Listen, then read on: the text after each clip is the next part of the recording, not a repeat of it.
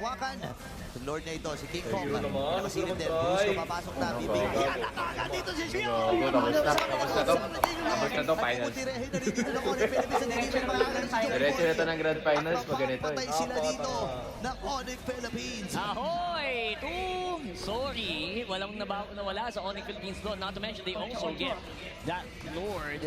And looks like ito na nga yun, Burrito. Ito na yung opening natin nila. And dahan-dahan din nawawalang efficiency ng Aries 7-7 dito. Tandaan mo, medyo early game lang din naman ang isang Hilda.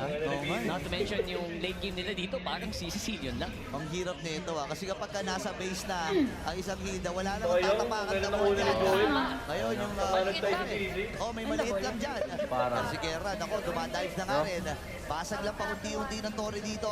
Oy! Ay! At ang picture ang Islam, makakapatay din dito ng tao. Yung isang Jeff na papasok ng pamilya. Si Joy po Wala pa yung Lord. Wala pa yung Lord. Pero si Uresha ina. Tapos ang Ni King Kong, ready Ayun na, ito na yun. Ito na yun, mga mamsir. Wala guys, di namin mumurahin. Pinoy.